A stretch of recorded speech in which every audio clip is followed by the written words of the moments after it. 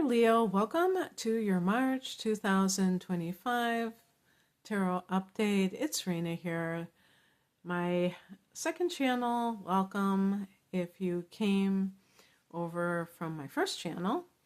And if you're somebody that subscribed back last July or August or whenever I started, sorry I didn't make any content. I actually have a main channel called Raina Moon Astrology. I had some people, I had somebody like recognize my voice because I don't show my face, and they thought I was being really sketchy by having two channels, like I was trying to do something underhanded. It's just kind of amusing because it had nothing to do with that. So anyway, welcome.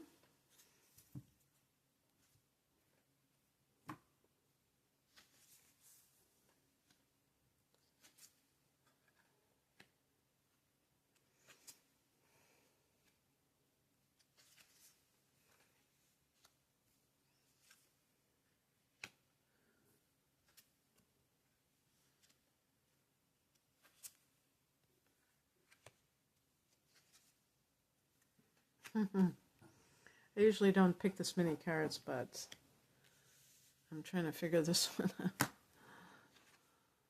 Oh my God. Oh, if you know, you know. And I don't even end on twos because then it's okay. Finally. Okay. Gosh, what is the astrology that's going on here? My gosh. Oh, wow.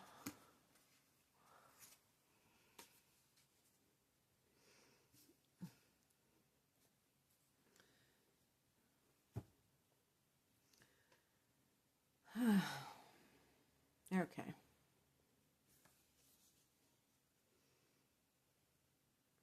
So the heart of the matter is the Queen of Swords. This is a card of that, when I pick this card, and especially if it's a central theme, it could be indicative of someone who is still hanging in there but has gone through quite an ordeal, and they've really had, in some cases, I don't want to say their heart ripped out, but something emotional that has made them have to be more in the mind and less in the emotions. The queens represent royalty, and that's why I always think of Leo when I think of kings and queens, but also water element. So when we talk about astrology and things like that, so it can be something where you've had to choose head over heart. And it might not have been easy to do that. In the past position, we have the Emperor card. This card is connected to Aries. And sometimes the Emperor can be a person in a certain profession. It could be a judge. So these cards could indicate, and we have the Justice card, so it could be like a divorce, for instance, something along those lines. But it can also be, so like I said, this could be Aries, a fellow fire sign. And this can be also somebody who is a cop or a person in the military. And it's not so much that those professions they mean anything. Sometimes they do with the nature of this card, because you might find that this person is really unwilling to see other people's points of view. It's like my way or the highway. And you may have finally said, you know what, I can't do this anymore. And this can even be like a father. It can be like an authority figure, but could be like an authoritarian type of a man. And you may feel like that's not what the kind of relationship you want to have, that you don't find it, very healthy or things of that nature, or just that you can't take it, you just don't want to take it. The higher message is the Justice card, so you could say justice will be served, justice will be done. You don't have to take it upon yourself to invest more energy in someone who maybe have abused their power. Even if this is somebody who has abused their power, maybe this is the emperor can be a father or stepfather. So if this is you clashing with him, and if there's even a legal matter, an example would be like a stepfather and some kind of inheritance. If your mom passed away and then all of a sudden the stepfather wants to take all the money, and it's like forgets that his late wife had children and things like that. Or if there are two families, if you're one of your parents remarried and they have like there are two sets of offspring, how did that work out? And maybe it didn't work out. Maybe somebody's getting left behind and you might be that person, but you don't have to be consumed by it. Is basically what I'm saying, is that you can allow the justice system to do its thing. What crosses you is the Sun card. So this could even be like a divorce, because the Sun, you're ruled by the Sun, and the Sun is about different things. I mean, you rule the fifth house in astrology, Leo, and part of that is love. And so when the Sun card comes up, that's the first thing I think about, even though it can be creativity, it can be different, it can be children. So it could be like that there is some problem with a child, like, using somebody using the child as a pawn to try to, as a bargaining chip or something like that. But the bottom line is that I think of love first and foremost, and because this is in the challenge position, this could be love gone astray, and you might have been through a lot with this person, but even still, you may be kind of like mourning what could have been, even though it probably couldn't have been, because that person wasn't necessarily capable of being what you needed them to be. And so it's really a process to be able to get to that place where you can see that, because you may still be idealistic about it for some reason. What's coming in is the Knight of Wands. This is a card of, somebody who is very, what we call devil may care. They're not really concerned with how what they're doing is going to affect anything. And it could be like telling you that this attitude is something that would be really great if you could adopt that, because perhaps you have been trying to either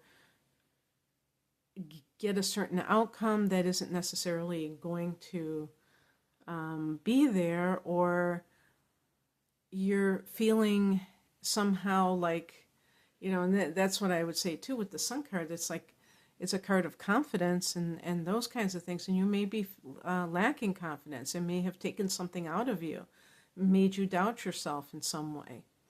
And that's why I said, I ended up laughing, because it's like these cards can really be perceived so negatively. The outcome card is the Five of Swords.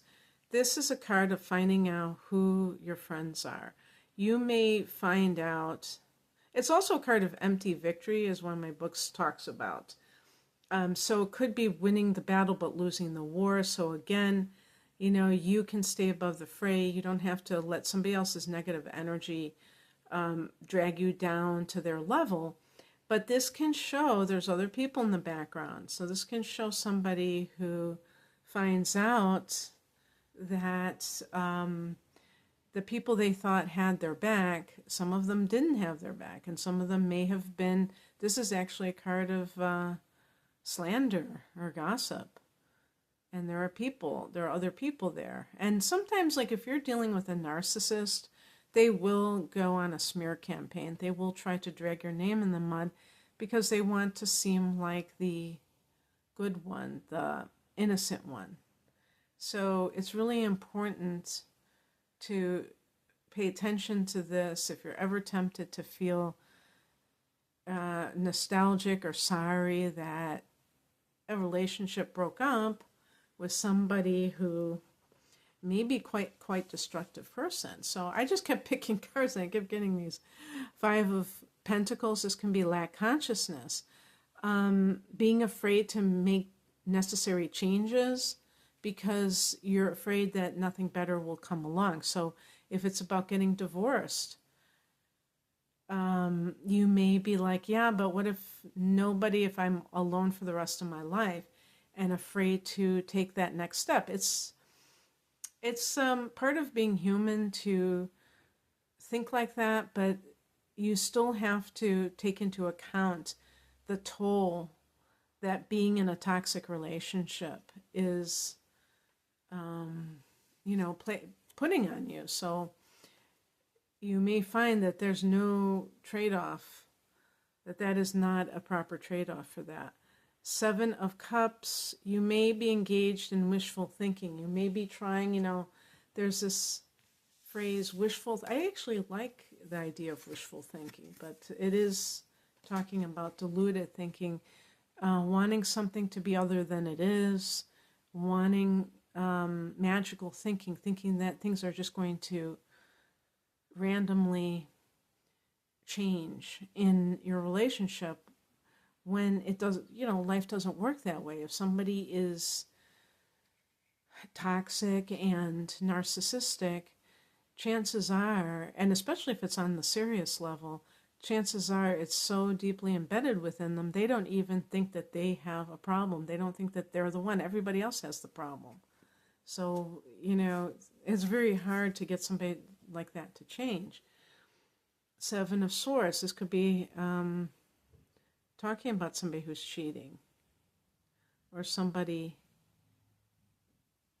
in some cases, this can be like you kind of leaving that scenario, that situation, but doing so in a very stealthy kind of way so that you're not calling attention to yourself. So, because when you're dealing with people like that and they think that you're rejecting them, then they can double down and they can try to, make your life miserable. But if you are really cool about it and casual but cunning, you might actually get away without having any kind of drama and without them knowing the true reason why you're going. Because at that point, you're not even trying to get them to understand your point of view. You're just like, oh, I have to get away from this person. This person is, completely closed off to anything that I have to say, so I just need to move on with my life. The Two of Wands can be a card of, feeling at the crossroads, maybe like wondering if you should stay or go. And somebody pointed out to me that there's another hand on that wand. So that could suggest that the decision of doing that is not just about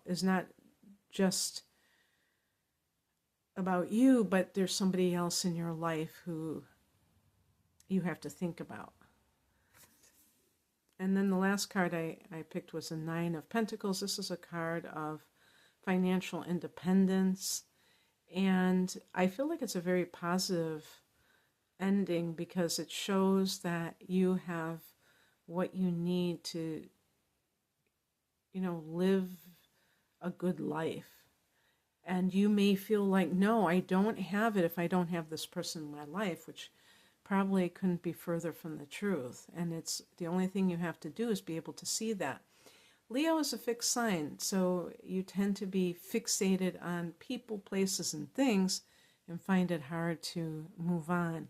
But you can do it if you really, if it really sinks in for you that something is a dead end and that you deserve better.